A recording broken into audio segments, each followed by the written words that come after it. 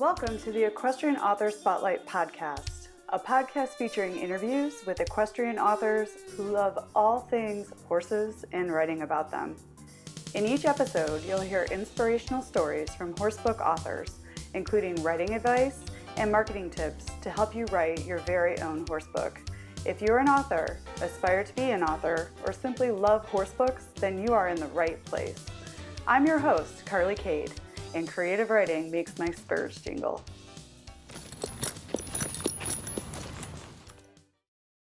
Hi everyone, welcome to the Equestrian Author Spotlight show. Today I am so excited to have fellow equine author Autumn Murray on the show. Hi Autumn. Hi Carly, thanks for having me. So happy to have you here. And just to give you a little bit of background on Autumn, I'm going to go ahead and read her bio and then we'll get into the fun stuff, which is the questions. Autumn Murray began writing for fun at the age of 6 and has been writing professionally part-time for the past 7 years. Growing up on a small, ruggedly landscaped island has given Autumn the perfect setting in which to place the lives of her characters. She's been writing since age 5 and has a very cheeky mare who keeps her on her toes. Her debut novel, Circlet of Orchids, tells her own love story of meeting the man and horse of her dreams. They both inspire her to write with their love, devotion, and memorable moments. That is so sweet. And a fellow romance author, which makes me very excited to talk about today. Me too. So I think the best way to start, I love the picture. For those of you not watching us on YouTube, she's got a fantastic picture of horses right over her shoulder there. And looks great. So I think a perfect way to start getting into this conversation is, talking about how you fell in love with horses. Tell us about your involvement with horses. Well, I hadn't really been around horses at all until I was 5. My parents took me for a trail ride out in the desert, actually in the States. And we basically went in the ring, and my legs probably went halfway down the saddle, if that. And they put me on this probably about 15-hand quarter horse gelding that was just like a push button, lovely old gelding. Went around the ring and then went around the trail. And of course the cowboy was ponying me, obviously. And I had all the gear on and everything. And then after a while I said, "Can you unhook me? I just want to try steering by myself." So he did. And I went, and I'd never seen a horse or been near a horse in my life. I went galloping off with this gelding. At 5 years old? Oh my goodness. Yeah, away from the group. And there was, where we were in the desert, it was in California, there was a fault line. So I went and I jumped the fault line. Wow. Then did like a sliding stop, turned him around, jumped it again, and galloped back to the group, did another sliding stop. And he laughed and he said, "Oh, good one," to my parents, right? Like, good one, like they knew you could ride and yeah, and like, "Oh, how long has she been in lessons for," kind of thing. And like, right. How is she competing in all these different sort of disciplines? And they were like, "No, she has never ridden before at all." So he said, "Okay, well, you need to enroll your kid in lessons. Like, you need to get your kid riding because she obviously was born just knowing how." Mm-hmm. And then since then I've done some ancestry stuff and figured out that my heritage comes from a long line of people who've worked with horses, and so it makes sense, Oh yeah. A lot of Irish and Scottish farmers. Most of my lineage is that. So it just makes sense, and it kind of reaffirms for me that I'm meant to be doing this, meant to be riding, which is nice because, as we all have experienced, I'm sure, there are times in our lives where our loved ones challenge whether this hobby is worth it, right? Mm-hmm. For financial reasons and time and even injury. Mm-hmm. We've all been there, right? Mm-hmm. So it's really nice to remind ourselves why we do this and why we spend all this energy, time, money, and risk our health at times for these amazing animals that we love so much. I mean, there's just nothing like them. There is nothing like them. So I completely agree with you. So basically, you were born with the equestrian bug. You had it in your blood, and you took it on, and you rode that. You jumped that fault line, and that's pretty incredible stuff. I am impressed. So please tell me, your parents had you in a helmet. I think. Oh yeah, they had the whole gear on. Some of our listeners might be concerned. That cowboy was great. Awesome. He definitely was conscientious, but definitely surprised. Well, and that's fantastic. And for it, you just mentioned, in the States. So I'm here in Arizona. Where am I talking to you from? Where are you right now? We'll say a very small island, well, relatively small island in North America. But as I say, my heritage, my background ethnically would be from Ireland and Scotland, and then a little Polish, Ukrainian. But I grew up, in North America. Okay, and what is the island? Can we talk about that, or is that off topic? It's in Canada, actually. Okay, all right. The Vancouver Island.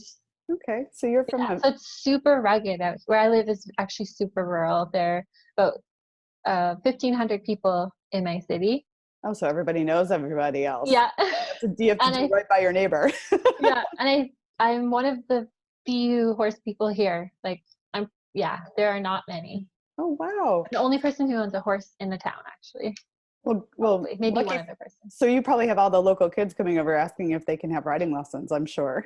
Well, actually, we've been here for 4 years, and it's been challenging because my mare is an hour and a half away from me. There are no places to have a horse out here.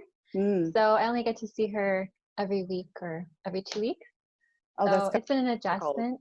Yeah, but she's amazing. And tell us about your current horse. Tell us all about your current love. Well, she was bred at a great facility, great breeding farm. She's got amazing lineage. She's cousins with Secretariat and Seabiscuit and all that. She's actually a paint. Yay! My favorite. Registered APHA. She's a black buckskin Tobiano, so smoky black Tobiano. Fancy. And for everybody listening in, I'll make sure to put a picture of your girl in the show notes so everybody can see your beautiful horse. And what's her name? Flirt, which is such a cool name. I love that. She definitely lives up to her name. And every time anyone brings a phone out, she poses. Seriously, and it shows. She gets in the zone. She's like, I'm the most beautiful pony in the world. She loves attention. But yeah, she was bred at this great place, and really good bloodlines, and was sold. And then how these things happen, kind of changed hands a few times, right? Ended up in a bad situation, and she ended up becoming really dangerous. So she's going to be euthanized for that. And she'd been neglected too. She was 700 pounds. Oh my goodness. 15 hands. So she's 1,200 now, right? Okay. That's about right. Yeah. Or 1,100 to 1,200, depending on the time of year. So basically, she was going to be euthanized on the Thursday, and I met her on the Monday. I was riding 5 horses a week for different people in my town. And one of the owners of 2 of them, this Arab gelding that would rear on the road, and this quarter horse mare that would buck people off, broke someone's arm. I was riding them for her, and basically I heard about this place where this woman had a bunch of horses in her backyard in a residential area. So I went with a couple friends to go check them out, to try to help get them home, because we knew they were really well bred. We knew that she got top of the line paints. So we went, and I looked at all of them, and we kind of just tried to liaise to get them good homes and everything. And then we went to leave. I went to get in my friend's truck, and I said, "What's that? It looks like a big border collie over there." And it was my mare, and she was all kind of crumpled up, and it was really sad. And I went up to her, and she bit my shin.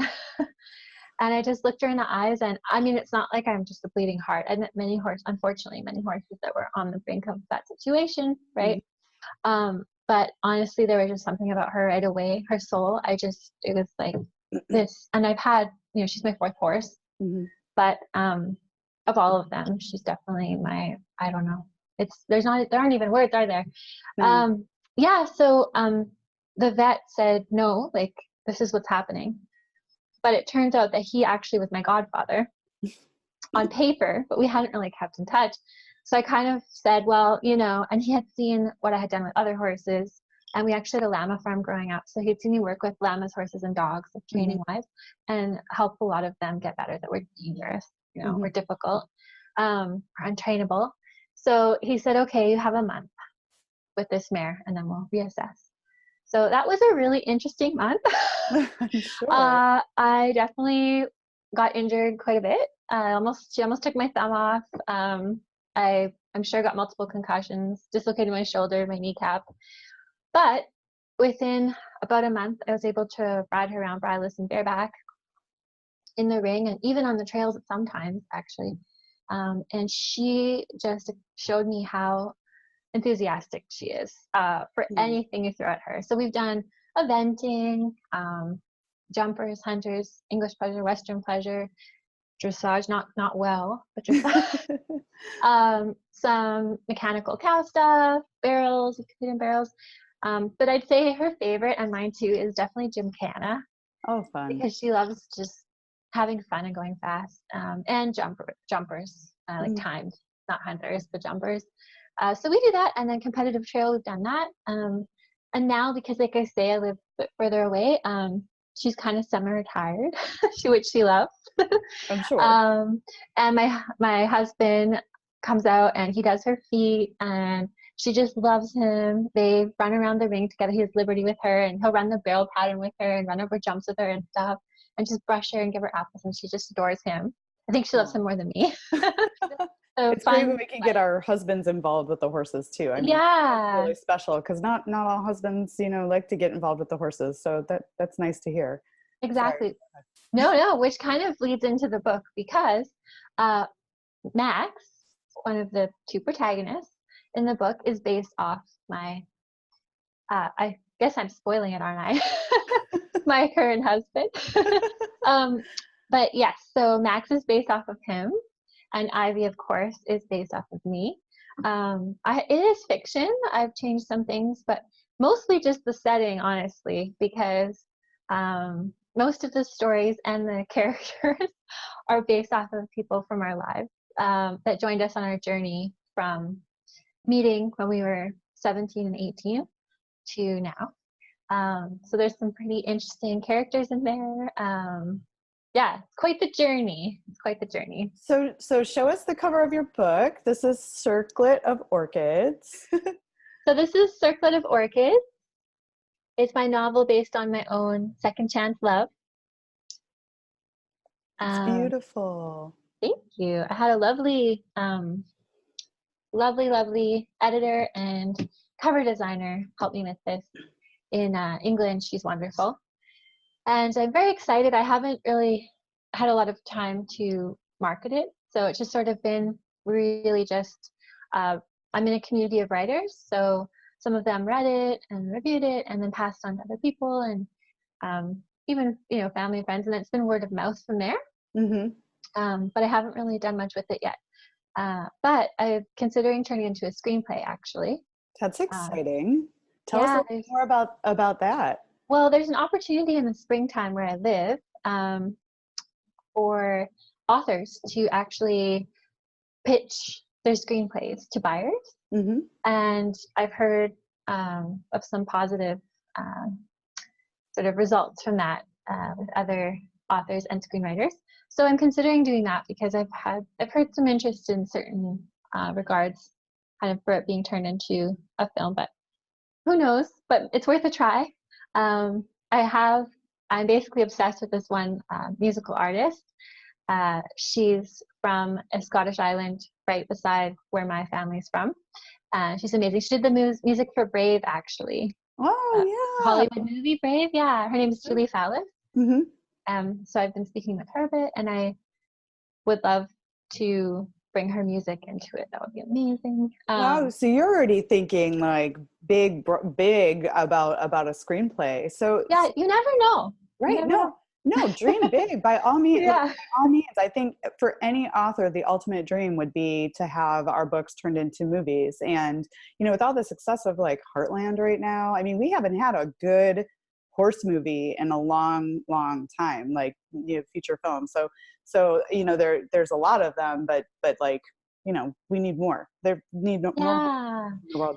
So let's talk a little bit about screenwriting. So are you going to do the adaptation to screen yourself, or are you going to work with a screenwriter, or are you going to take a class on how to do that? How are you going to learn? How are you planning on doing that part of it? I'm not sure yet. It depends on how much spare time I have, which I like to spend some spare time riding, of course. Of course. with my horse. but I think that I'll see what that event, that opportunity entails. If there's any interest, then I will definitely start writing a screenplay. And who knows? I mean, if they want to pick it up, then they would work with their people too, which would be much more efficient than me trying to do it. So who knows? But I just think the authors should really have faith in ourselves and take that leap, because you never know. I mean, and like you say, I mean, there are a lot of wonderful equestrian movies out there, but there could be more. It'd be nice if there were more. We've all watched them all, right? Let's be honest, we've watched them all many times. Like literally last night, I just watched Flicka on DVD. Oh, yes, so good. That's a good one. Yeah, so I don't know. And I think as well, like growing up, to be honest, I only had interest in reading the Thoroughbred series as far as books go. My dad would read me the Thoroughbred books every night. And also then when I got older, I would read some romance novels, but I'm not personally into the steamy ones, and I don't know, or even super chick lit. I kind of have this little niche that I like, almost like Nicholas Sparks kind of style, but less, I don't know, less ominous, less tragic, I guess. So mine falls somewhere kind of, I don't know. I think that a lot of equestrians would like it because it's very realistic, and it's also definitely funny. There's a lot of funny moments and sort of witty banter and relatable moments with horse training and trying to get into the industry. Ivy, the protagonist, actually, she tries to get into a discipline of riding that doesn't really exist where she lives, actually in her whole country. And there are only a couple people who teach it, and so she has to move overseas to pursue it.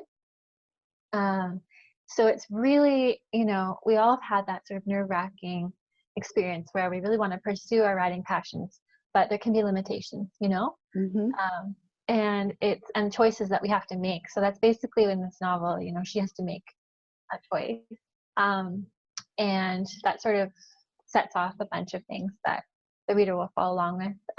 But yeah, there's some really, I think, entertaining horses in there too, that readers will definitely relate to, for sure, or relate with, you know, experiences dealing with those horses. And they're based off of some of your real life horses, right? I mean, so this is a fictional story based on your love story and the horses and the people in your life, which is a really interesting take. Was it, you know, I wanted to ask, was it strange for you to write like some truth into your fiction novel, and like how did you handle some of the sensitive situations, because people are going to know that these things are about them, and how was your husband about you writing about your love story? You know, how did you start that process? I'm curious. I know, I wasn't sure how that would go. He's been amazing. So I, of course, had him read it as I went, just to make sure, and we changed some things, but mostly for the other people in my life, I just changed a bunch of situations so that it wouldn't ever come back to, you know, them.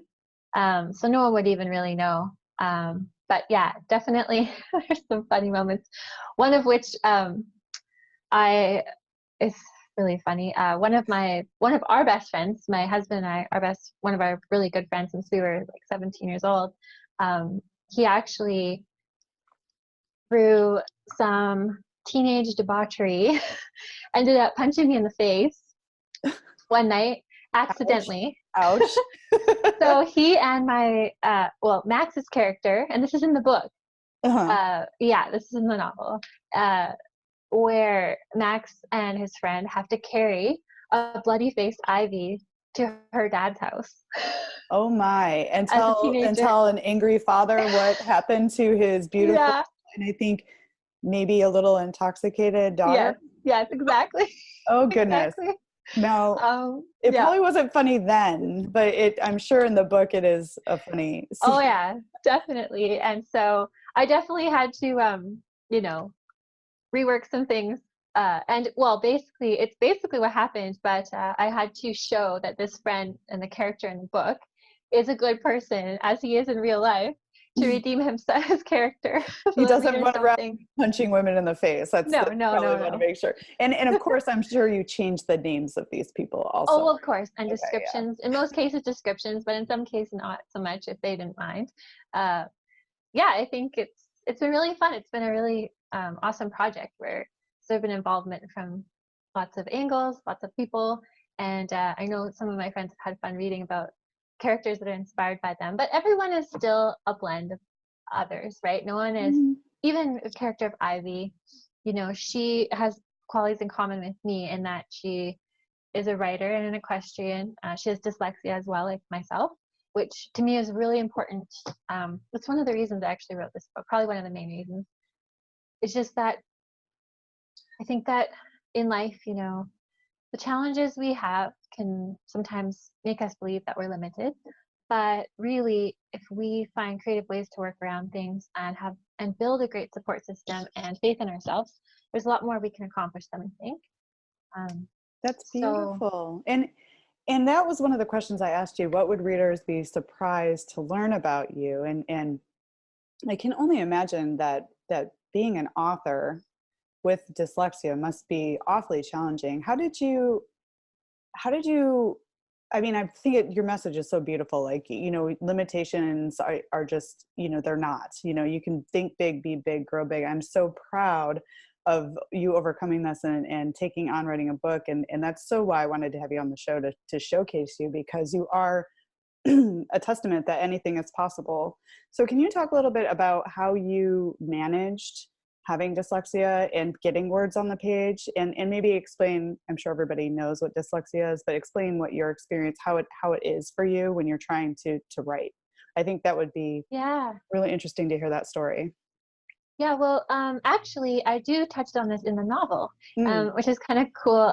So Ivy and Max have this scene where he's surfing and they're hanging out on the beach, and he grabs her notebook because she does write by hand, actually, which I did. I started writing when I was about 6, and I started writing novels. I wouldn't call them that really, but I would write sort of like Little House on the Prairie type or Hmm. Anne of Green Gables type idea with a lot of horses, that Hmm. type Of of, course, of yeah, course. obviously. um, and basically in there, I would write by hand, and I still have some of them. And, you know, it's pretty crazy to look at them and see it's, it's almost completely legible because of the order of the letters. So I have, I guess, I'm not really that educated on all the different types of dyslexia and the way it affects everyone. But Hmm. for me, it's the classic type, I guess, where my brain, it's almost like, it feels at least like my brain is just going faster than my hand can go. Mm. Same with typing. And also on top of that, I have troubles with sequences. So Hmm. whether with letters or numbers or even in general, like if you do, you know, certain steps before there's like recipes and things like that, or navigation, certain steps before there's steps that really have trouble with that. And sometimes left and rights and all of that. It's just sort of that, I guess, that same part of your brain. I'm not an expert, but so yeah, my novels would have all the letters mixed up, jumbled. But typically my spelling actually would be correct, just in the wrong order, you know? Um, so yeah, so basically in the novel, we touch on it too, where Max grabs her novel that she's working on and it's in a notebook and he starts reading it and she's just so embarrassed, you know? But it's really cool to see how, with the love of a supportive person like that who finds, you know, everything about you endearing and, you know, doesn't judge you for who you are and actually just loves that about you, how it can help you overcome so That many is things. so beautiful. Oh my gosh, I'm so touched. And I know, and you're a little emotional. I see that this is a big deal, right? So that's just, and congratulations on pushing through and getting this novel out there and writing since you were 6 years old. And look at where you are now. You have a book out there. And, you know, I think it's the same for all of us. Like, we start loving writing when we're young, and we start loving horses when we're young, and it continues on Yeah. as we grow into adulthood. And then we start writing the books that we want to see in the world and that we want to read, Yeah. which is what you did. Yeah. So thank you for sharing with us about that difficult subject, and congratulations for finding the love and the support you need, and then also for having the power within yourself to overcome that and just push through and do what you want to do in the world. That's really beautiful. And thank you. It's, you know, it's not a one-step process. no, I can only imagine. I mean, so just touching back on that a little bit. So you mix up like you spell things correctly, but the sequence is a little off for you. So how do you, so when you're pulling together your novel, how do you manage that? Well, nowadays it's so much easier, right? Because with technology. So now I just type mostly. I actually really like writing in the forest though. So I try to either take a laptop out there or handwrite in the forest and then just put it, you know, then just type it up after. So technology makes it really easy. I mean, obviously the different programs can figure out what you're trying to say, which is really nice. And I did, even though I have been writing professionally part-time, like I do marketing. And so for a lot of my clients over the last 7 years, I would do writing for them. So I'm actually really good with editing. So I edited it myself, but then I also did hire an editor too, just to make sure, you know. And the cool thing with that as well is the novel's set in Ireland. So I hired an editor who's British because I didn't want to try to just guess at certain things like different, you know, of course, different slang and even the way certain phraseology and all of that, and definitely as well the dialogue. Now in the novel, Ivy is clearly Irish. However, Max, it's never said what his background is or anything. I mean, he lives in Ireland, but I actually wanted him to be American who grew up in Ireland, because there's a sort of juxtaposition throughout the novel. There's Ireland is one setting and then Texas is another. Oh. So I kind of wanted, and it's sort of interesting because without giving too much away, there is a cowboy involved in this book, and that makes actually my first jingle. I love cowboys. Yeah, he's a roper on the rodeo circuit. Yeah, so he is Irish actually, but he's on the rodeo circuit in Texas. So I kind of wanted Max to be American, but had grown, you know, but then living in Ireland. Yeah, so it's kind of cool. So anyway, I guess my dialogue is mainly sort of with Irish spin on most characters, but then there are American characters too. So you'll see when you're reading, there's sort of this blend of both. But yeah, so I hired this amazing editor, and she really helped me with all of that, just making sure that, but the novel is written, the narrative is from a British, almost like a British, or I shouldn't say British, but Irish, I guess, narrator, in the sense of British words like bonnet instead of hood of a car. Or like chips instead of chips instead of fries. Yeah. Or boot instead of trunk of a car, things like that. And some of them say I and all that. And then there's one really cool character from Cork that she just has a small role that I spent probably days learning about the Cork accent and their slang, and I just love it so much that she's a really big personality, this character, and it was just so much fun. It was just so much fun writing that. And I'm planning to go to Scotland and Ireland in the summertime with my best friend. So I'm really excited about that. And hopefully maybe we'll ride there. Oh my gosh. You have to ride there. Are you kidding? You have to. And send pictures. I want to see. Oh, I will. Yeah. We'll do show them to my horse because she'll be mad. Oh, right. They always get jealous. Yes, but we'll do it. We can do like a follow-up, and you can tell us about your adventures that would be great in Europe. I think that would be really cool. So it sounds like, I mean, you talk with such passion about this book, and I love, you know, what you've been sharing with us about the creation of this book. And your fire is so cool, and it sounds like a lot of research went into it, and you did, but then there's this authentic love story that's going on, and you included a cowboy, which makes me really happy because if it becomes a movie, I want to see some more cowboys on the screen because they make my spurs jingle. So you know, this is like your passion project, and I totally hear that. And I wanted to ask, is there a message in this novel, you know, that you hope your readers will grasp? You know, talk to us a little bit about that. I mean, you kind of talked a little on the edges, but like, what is the message for readers that you hope they come away with? Well, the whole point of me writing this really was essentially to remind myself, and then maybe inspire others to I know it sounds cheesy, but honestly, I'm 36, and this is what I figured out finally, is There is no to cheese. There's no cheese here. This is authentic. okay. This is good stuff. No cheese. Basically, I guess I've worked with, you know, several horses and other animals where they were written off. You know, humans wrote them off. And I also know a lot of people who've been written off by people. And I've also felt that way myself at times by people, or even done it to myself or to others, right?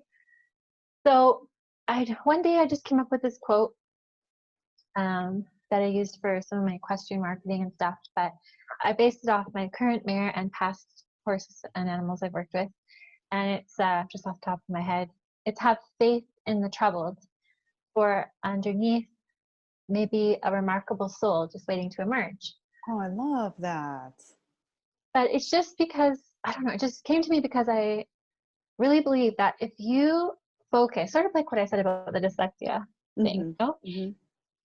We're so quick to focus on behaviors or, you know, I don't know, negative qualities in others and animals too, even with training, right? We know you've probably, I would imagine you've done a lot of training with horses too, and even with dogs or anything else. I think it's really easy to just focus on the behaviors you see, right, in people and animals.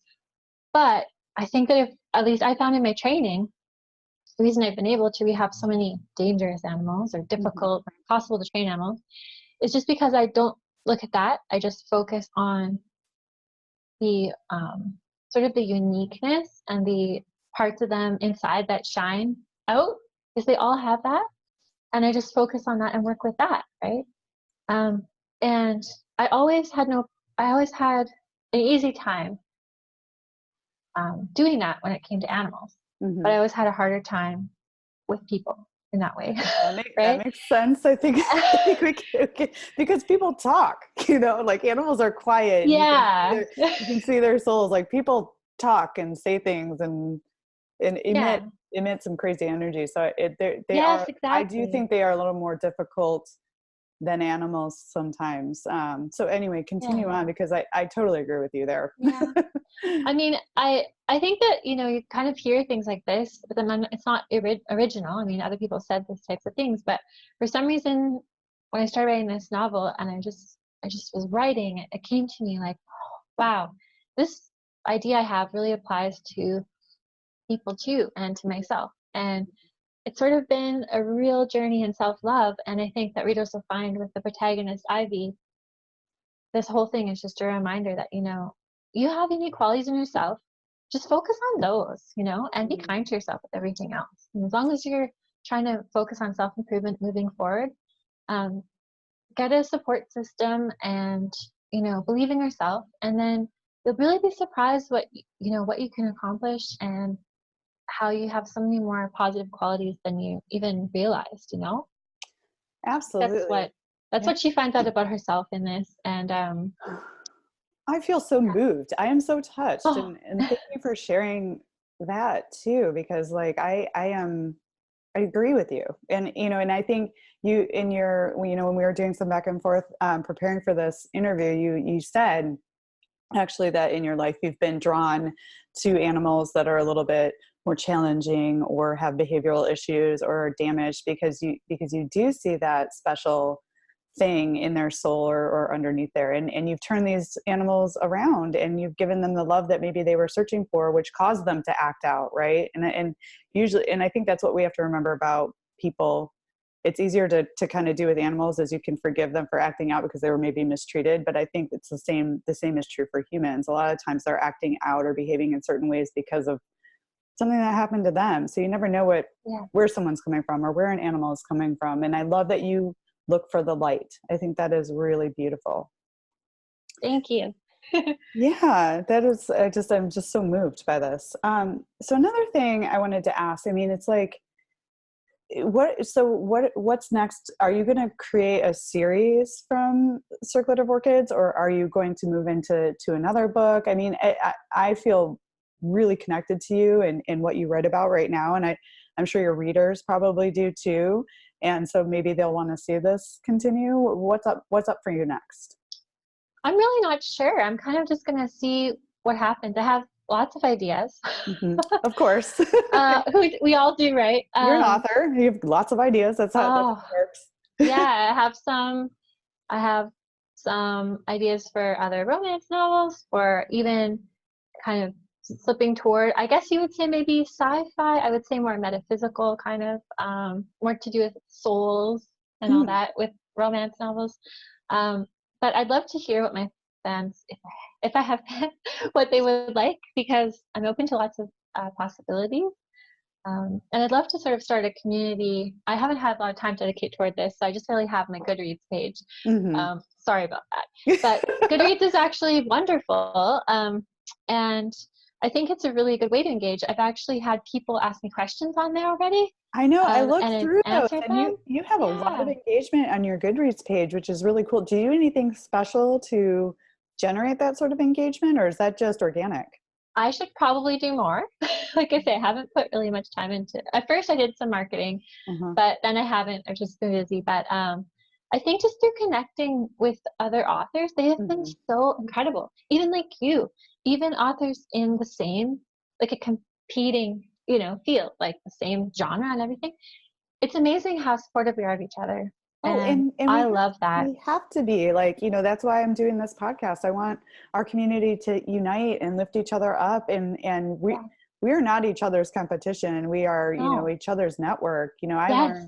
I'm learning so much just from having this interview with you. And when I was starting out, I learned so much from other horse book authors too. And I think we're all there to help each other.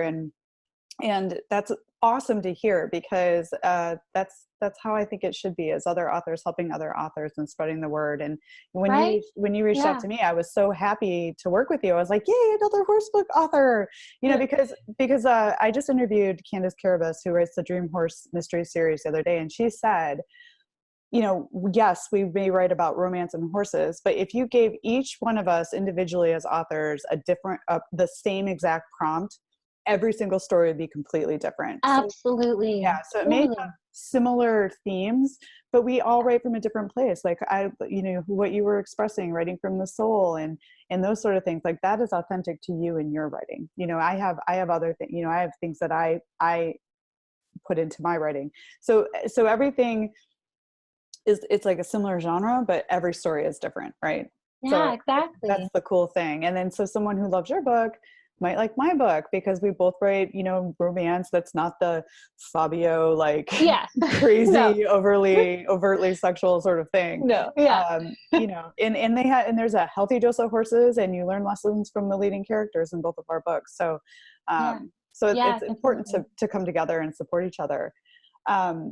So another thing I want to ask you is, you've decided to write under a pen name, and I am curious to hear the story behind how you chose to write under a pen name, and why. Right, you wrote your own love version of your love story that's fictional. So I'm surprised you didn't put your own name on there. So you chose a pen name. Tell us a little bit about why you use a pen name and where it came from.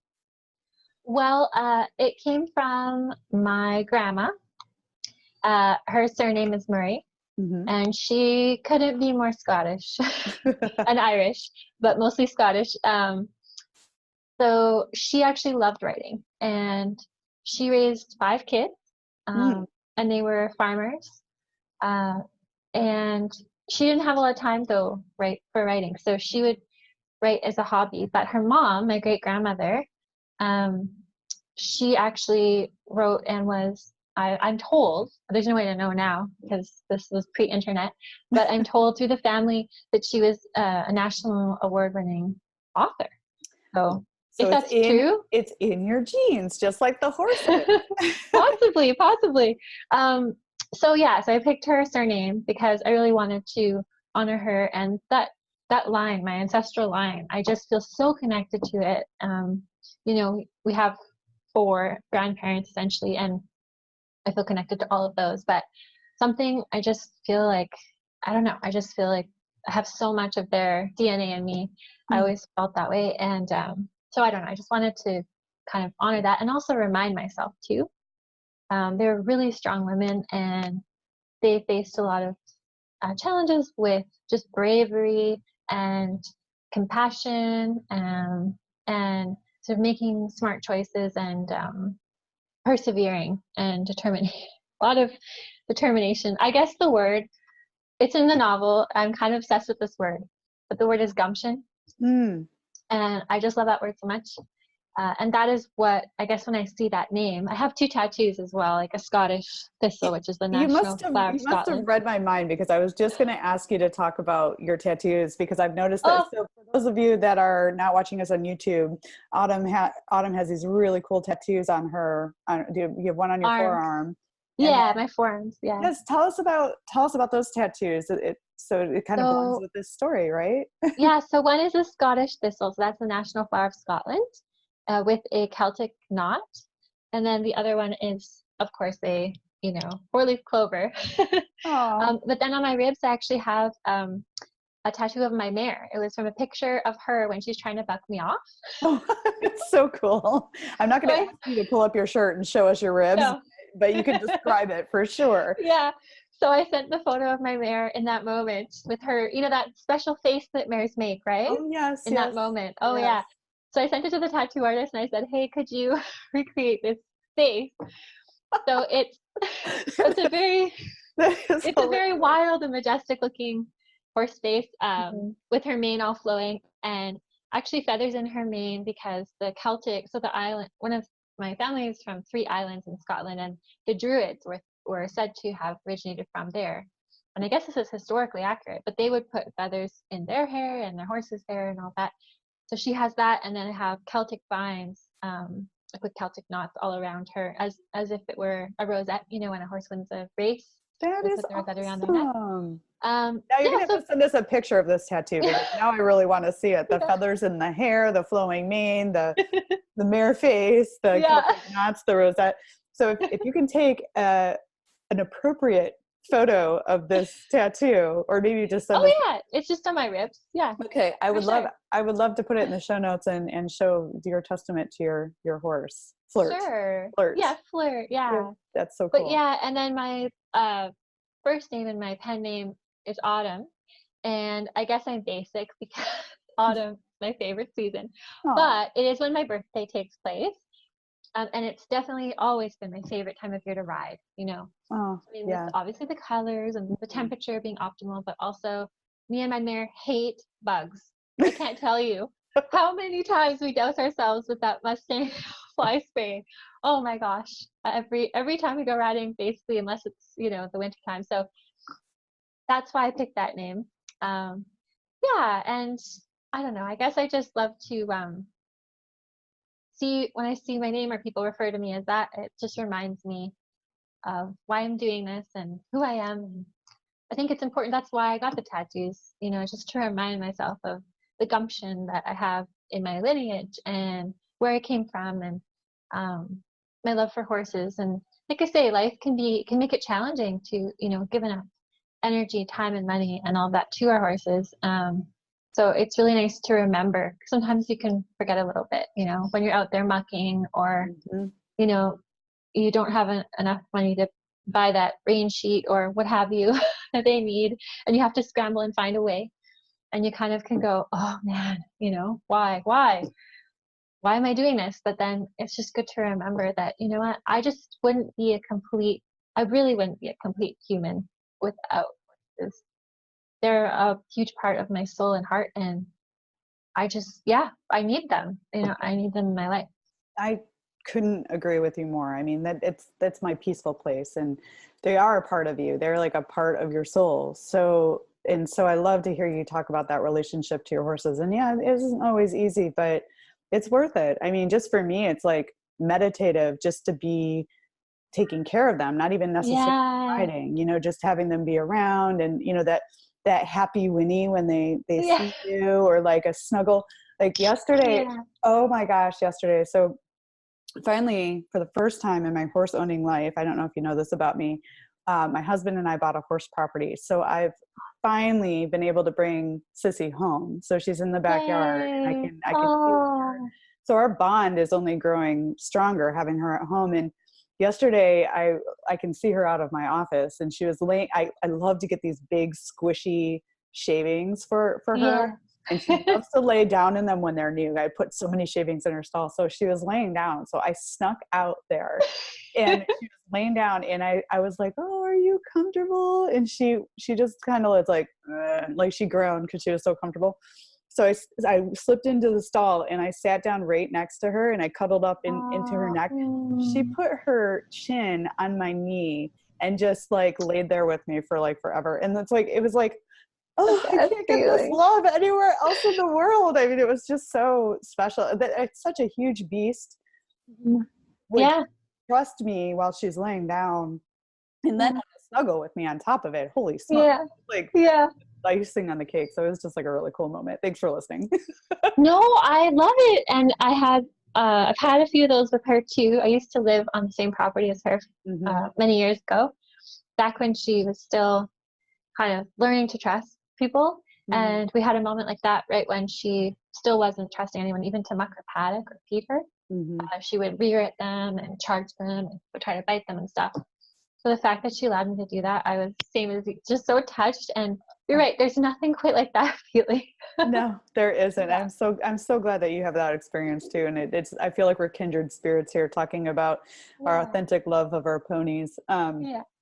So we're moving a little bit towards the end of the question. So I wanted to talk to you a little bit more about writing and some of your experiences as you've been through this process. So because I could literally sit here and talk to you about horses and the soul for 76,000 hours. So we're gonna have to do a to be continued or take this call offline because I'm really liking what we're talking about.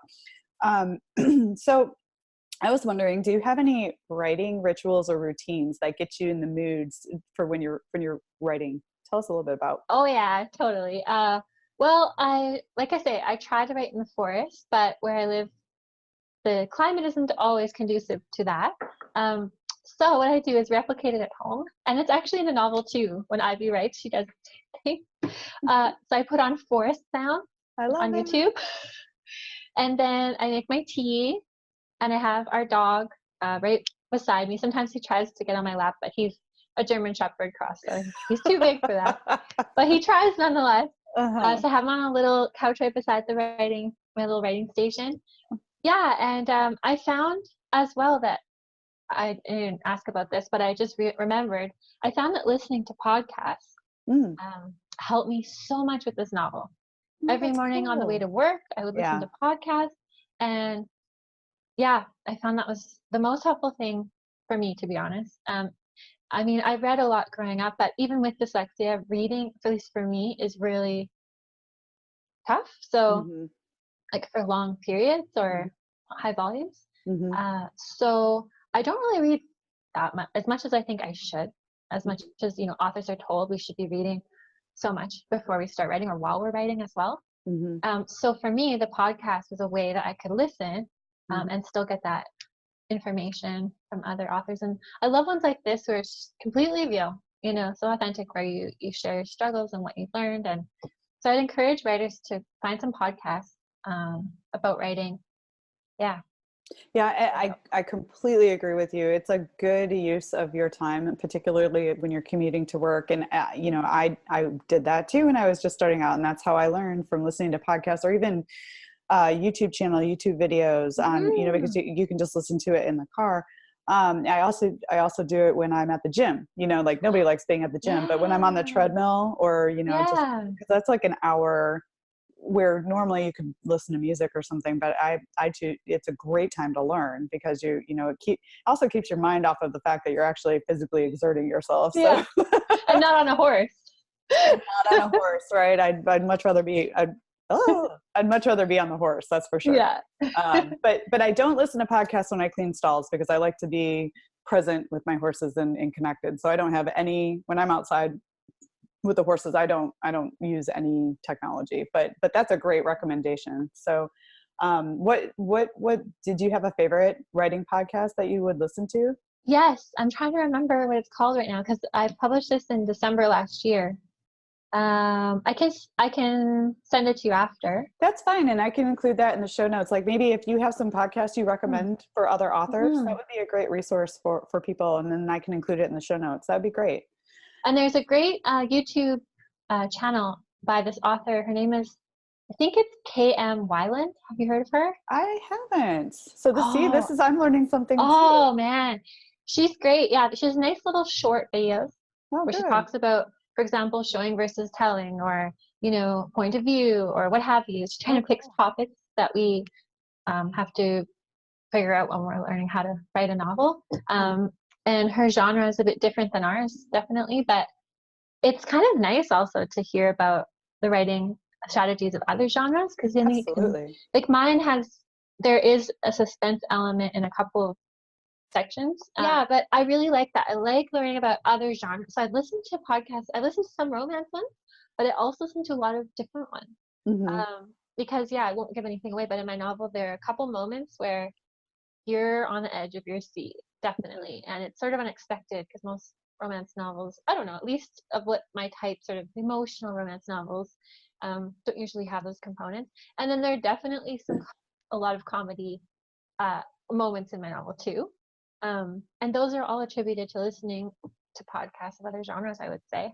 I really like that because, I like authors who write like that have, it is a romance novel, but there's an element of suspense. There's some comedy because things can get awfully formulaic, like I know that some people like to read, just stick to the formula. I know what I'm going to get, but I prefer non-formulaic, having it be a little bit of all things, and I think that's a really spectacular way to write. And reading other genres only, I think, improves, or learning about other genre only improves your writing for what you're doing for yours, because you have other resources. And some people are doing things differently. Like they talk about, for marketing, look at a genre that's completely, or not even a genre, like a business that's completely not like being an author. And you can, glean a lot of tips from that sort of thing too. I'd love to get your perspective on this. What for you has been the hardest thing about being an author? And then on the flip side, what is the very best thing about being an author?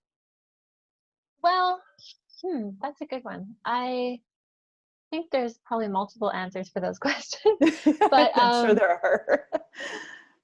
I would say that I can be a bit of I like to have certainty.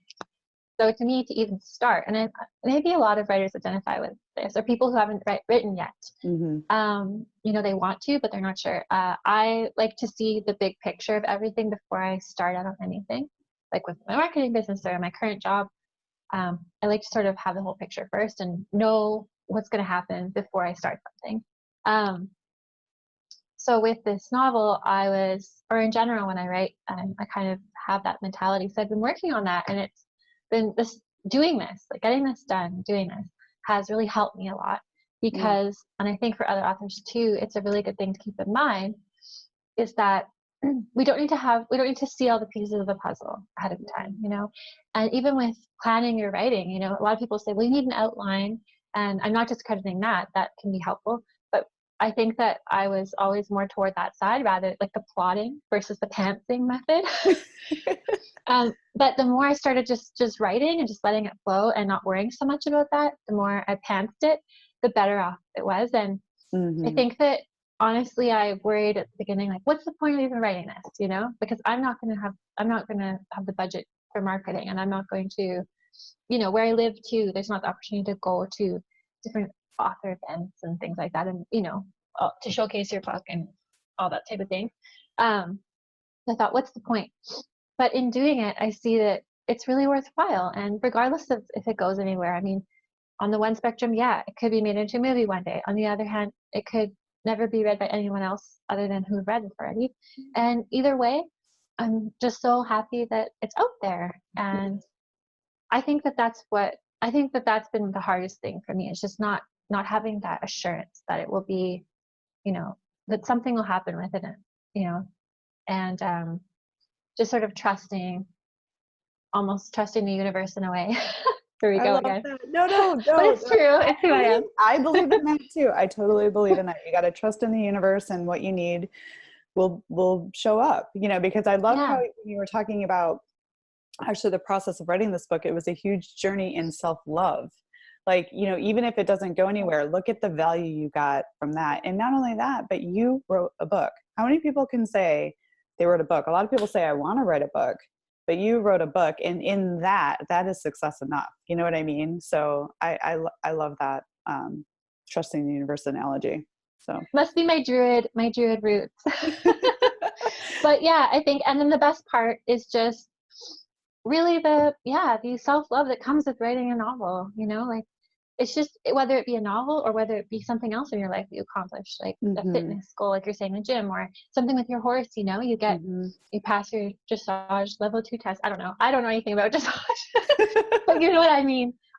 Any accomplishment that we have been scared of even trying and that we've, you know, accomplished, even if it's not perfect, like there are a few, you know, spelling errors in here still, and in my book, you know, and that's a huge thing too, is I never would have published anything that wasn't perfect. And I'm kind of glad. Part of me kicks myself for not going to a publishing house and submitting a manuscript, because I think it probably would have been picked up. But I self-published because I was a bit of a control freak still back then. And I'm glad that I actually left a few errors in there, because it just reminds me that, just like me, you know, we are really perfect by being imperfect and just being ourselves. Oh, that's beautiful. So, and by the way, don't be too hard on yourself for the errors that got through in your book, because it happens to all of us. Yeah. Keep that in mind. But also I don't think there is one traditionally published book that I've read that I haven't found something in, because it's words and there is no software out there to capture everything. There isn't anything. So we're relying on human beings still to go through these things. So when you find that perfect manuscript that doesn't have any errors in it, you let me know, because I don't know if there is. So, you know, I know it's important to release the very best product you can, but like you can go easy on yourself for a couple hiccups and then you also have the opportunity as a self-published author to go back in and change that. If it really drives you crazy, you can go in there and fix the things that you find. So there are some out there in the world that are less than perfect, but don't be too hard on yourself. And I love that. So this has been a whole experience for you, and kind of letting go of the reins, and which is my character in the reins. She's got a problem with controlling everything, and that's why it's called In the Reins. She finally gets that she doesn't have control over anything, and the most important thing is to live in the moment. So it's like, I feel like we have these common threads as we're talking. I've really enjoyed getting to know you better, and I'm so glad that you were able to be on the show today. Thank you. So as we're getting to the end, let people know where they can find your awesome book and learn more about you. Where can they find you online? Well, like I say so far, just Amazon. Of course, my book's available through Amazon, both the paperback, of course, and the electronic version. And also Goodreads. I basically only put it on Goodreads. I don't have a Facebook or a Twitter or anything like that. I just really like Goodreads because it's a place where people can go on. They can ask me a question.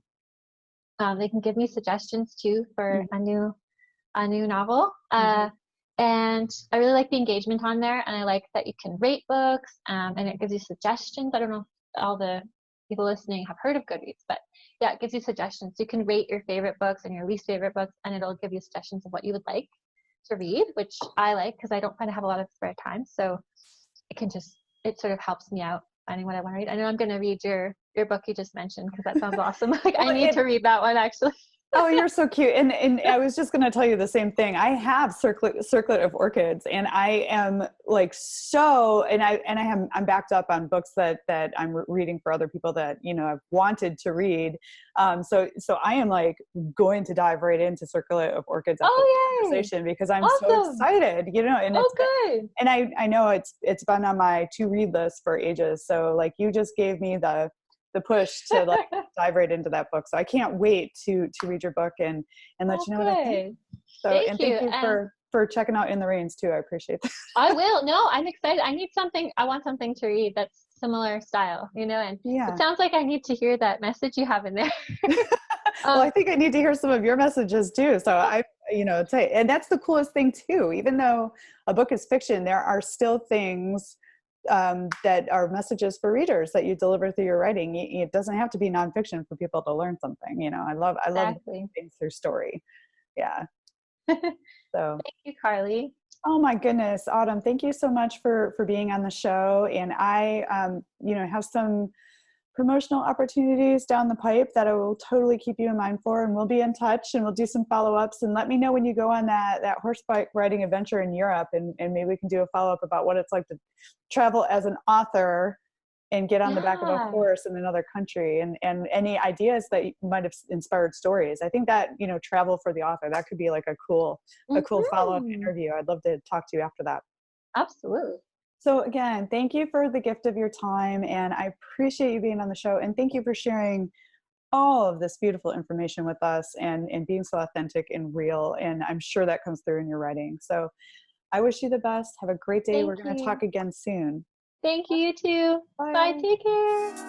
Thanks for joining us this week on the Equestrian Author Spotlight podcast. I hope you enjoy these Q&A sessions with wonderful equine authors who love all things horses and writing, just like me. Visit my website, carlykadecreative.com, where you can read the show notes, and make sure you never miss a show by clicking the subscribe button now. This podcast is made possible by listeners like you. Thank you so much for your support. Want a free guide to secrets of horsebook authors? Gallop over to carlykadecreative.com/wisdom to have author advice delivered instantly to your inbox. If you are an author who writes about horses and would like to be spotlighted, please let me know. Visit my contact page at carlykadecreative.com to fill out a request. I'd be happy to have you on the show too. Thank you for tuning in to the Equestrian Author Spotlight podcast. See you next time. I'm your host, Carly Kade. Creative writing makes my spurs jingle.